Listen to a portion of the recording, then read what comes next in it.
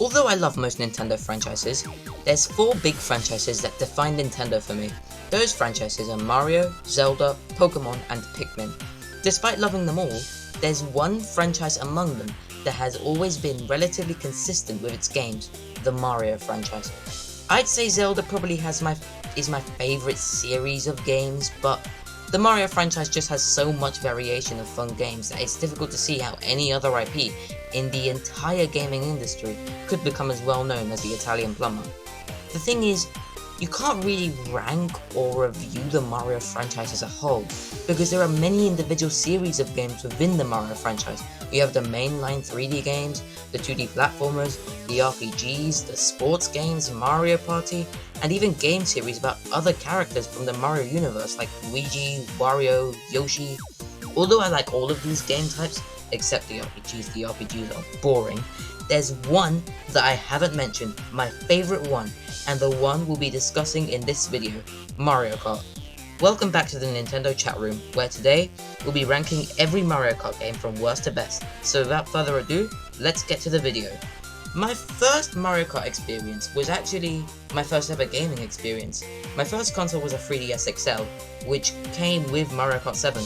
I was very little and had no idea how to play, but I had a blast. I also played a bit of Mario Kart DS on my 3DS, but I preferred 7. A few years later, I played Mario Kart Wii for the first time on a dusty old Wii.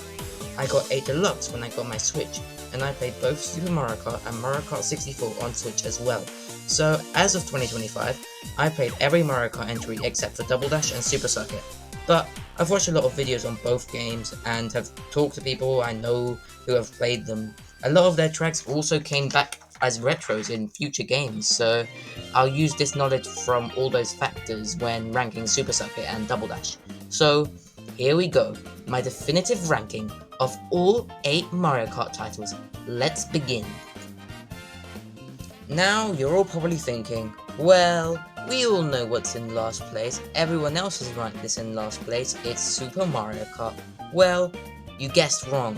I'm going to be different, because at least Super Mario Kart actually has a few decent tracks. Mario Kart 64, on the other hand, has nothing. Its quality of track selection has a very low range, probably the lowest in the series. Its best track is either Choco Mountain or Yoshi Valley, which are okay, but nothing more than okay. And its worst tracks are Wario Stadium and that awful excuse for Rainbow Road, which I would say are the only other tracks that could even compete with Figure 8 Circuit for being the worst in the series. And then there's the mechanics. As if the N64 controller wasn't bad enough, they attempted to add realistic go-kart mechanics to the game. I genuinely hate nothing more than any Mario Kart game than spinning out of control in 64. Also, I know this was Nintendo's first venture into 3D, so I can't really criticize, but the polygonal graphics are really ugly and give me a headache. Yeah, you can tell I'm not a fan of the Nintendo 64. Moving on. Okay, now we can go ahead and put Super Mario Kart in 7th spot. It understandably hasn't aged well, and its flat, repeated track themes don't help its case, but I actually really enjoyed the difficulty of this game.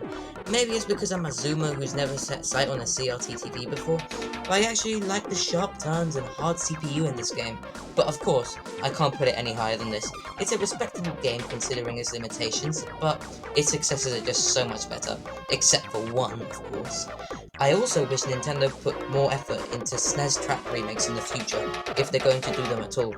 I swear if Mario Circuit 3 comes back again.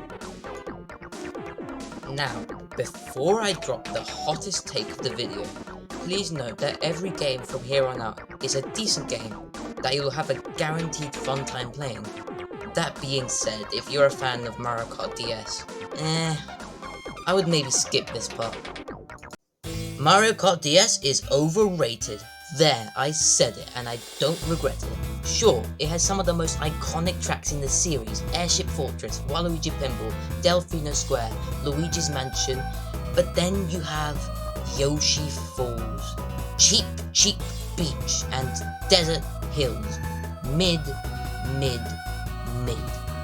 And of course, we can't forget the creative masterpiece that was Figure 8 Circuit. Don't you love driving around on a Figure 8 3 times in a row? Certainly not a waste of a good beginner track.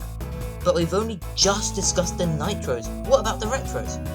Probably the worst retro selection in the series. I'm sorry, but Baby Park isn't the same with 8 players and 5 laps, and the rest of the selection consists of 4 SNES remakes, the most boring N64 tracks they could have brought back, cough cough, Frappe Snowland, and a couple of OK GCN ones. I also think that DS falls into the same pitfall as 64 when it comes to hardware limitations.